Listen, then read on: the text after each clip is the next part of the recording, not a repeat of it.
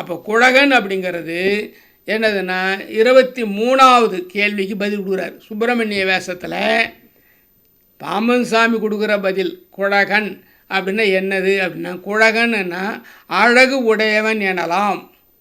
குழகன் சொன்னால் புல் நுனியில், இதுதான் ரொம்ப விசேஷமானது, புல் நுனியில் பனித்திரள்கள் போல, புல் நுனியில் பனித்திரள்கள் போல அண்டங்கள் எல்லாம் என்னது விஸ்வரூப தரிசனம்.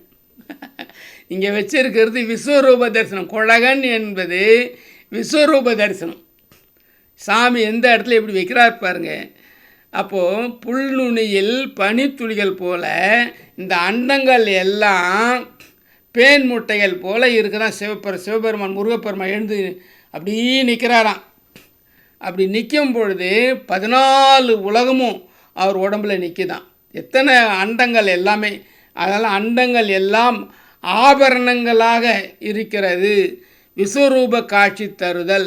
இந்த வடிவத்தில் 14 உலகமும் இருக்குது. 33 கோடி தேவர்களும் இருக்கிறாங்க.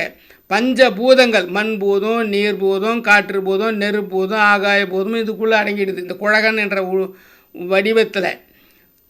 அத்தோட நவகிரகங்கள் அடங்கிடுறாங்க, அஷ்டதிக்கு பாலகர்கள் அடங்கிடுறாங்க, பிரம்மா விஷ்ணு ருத்ரன் அடங்கிடுறாங்க, எல்லா தேவர்களும் அடக்கும். இதில் குழகன் என்கிற முருகன் பெயரை சொன்னால் அப்போ இங்கே எங்கே கொடுத்தா பாருங்கள். அதை மறை தொழு குழகன், வேதங்களெல்லாம் தொழுகிறது. மறை தொழு குழகன் எம்கோன் மாறாது காக்க காக்க. அந்த விஸ்வரூப தரிசனத்தில் இருக்கக்கூடிய அந்த பரம்பொருளானவர் 14 உலகத்தில் நின்று கம்பீரமாக காட்சி கொடுக்குறாரு. சூரபத்மனுக்கு காட்சி கொடுத்துருக்காரு, இந்த இவங்களெல்லாம் காட்சி கொடுத்துருக்காருன்னு அதில் கொடுக்குறாரு. அதாவது 23வது சுப்பிரமணிய வாசல் 23வது விடை. அதனால் விஸ்வரூப தரிசனம், முருகப்பெருமானுடைய விஸ்வரூப தரிசனம், அதுக்கு பேர் குழகன். அதுதான் கொடுக்குறாரு. அதனால் அந்த மாதிரி குழகன் என்பதற்கு பொருள் அப்படின்னு சொல்லி சுவாமி எழுதுகிறாரு. அப்படிப்பட்ட மறை தொழில் குழகன். இப்போ பாருங்கள், இறகுடை கோழி தோகைக்கு இறை முன்னிராவில் காக்க திரளுடை சூர்பகை தேத்திகள் பின்னிராவில் காக்க நரவு சேர் தாள் சிலம்பன் நடுநிசி தண்ணில் காக்க மறை தொழு குழகன் எம்கோன் மாறாது காக்க காக்க அப்படின்னு கொண்டு வராரு. அடுத்ததாக நாளைக்கு பார்ப்போம்.